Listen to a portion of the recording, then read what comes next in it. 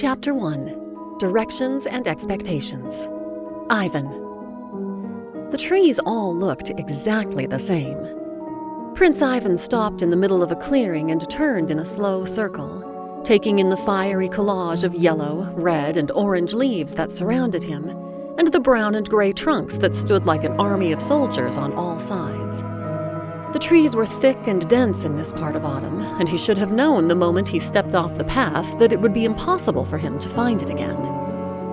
Ivan laced his fingers together behind his head and leaned back, trying to locate the direction of the sun through the trees.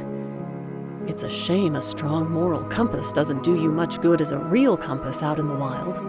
Otherwise, all those lessons on ethics and justice would have come in handy. The wry thought passed through his mind, bringing the edges of a sarcastic smile to Ivan's lips. I should have known better than to try Mr. Straven's shortcut. Turn left at the large oak tree and head east for half a mile. All the oak trees are large. And which way is east? The sound of a twig snapping brought his hands down and his senses on high alert. Ivan reached down and picked up a small branch, brandishing it in front of him like a sword. His eyes carefully scanned the foliage around him. Footsteps drew nearer, dry leaves crunching at regular intervals, too heavy to be made by an animal, and Ivan's shoulders relaxed. He lowered the stick halfway. A feminine figure emerged from between the tree trunks, tall and lithe, with a thick braid of black hair. Brown skirts brushed the top of soft leather boots, contrasting with the burgundy bodice of the dress.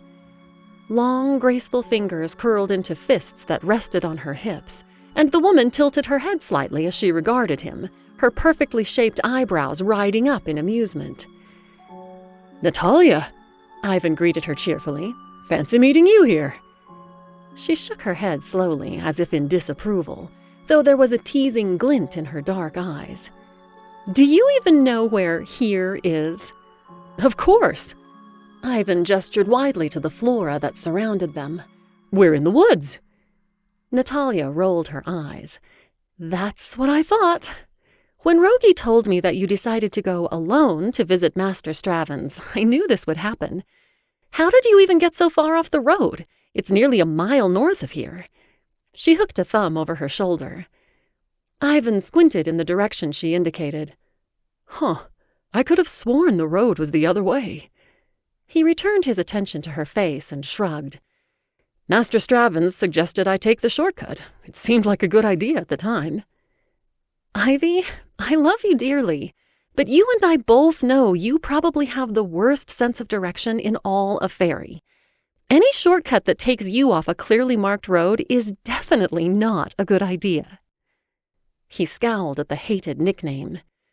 "Well, Natty, how am I ever supposed to improve if I don't challenge myself?"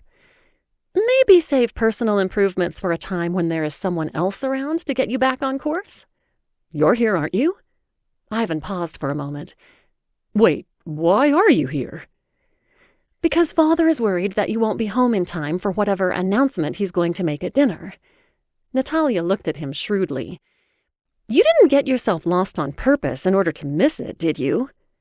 Ivan rolled his eyes. "I think we already established the fact in this very conversation that I don't have to be trying in order to get lost. Though that's not a bad thought."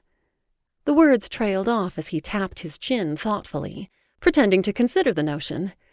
His sister gave his shoulder a playful shove. "Don't you dare start getting any ideas. Come on, it will take us a while to get back to the road." She grabbed his arm and tugged him forward through the trees. Ivan pulled his arm free from her grasp. Natalia set a brisk pace, and he lengthened his stride to keep up. "How did you find me?" She looked over her shoulder at him with a teasing grin. "You doubt our twin tuition?" "For you knowing all the worst ways to annoy me? No. For acting as a locator beacon? Yes." "I don't know the worst ways to annoy you. I know the best. Which makes them the worst for me. If you weren't so easy to tease, it wouldn't be a problem."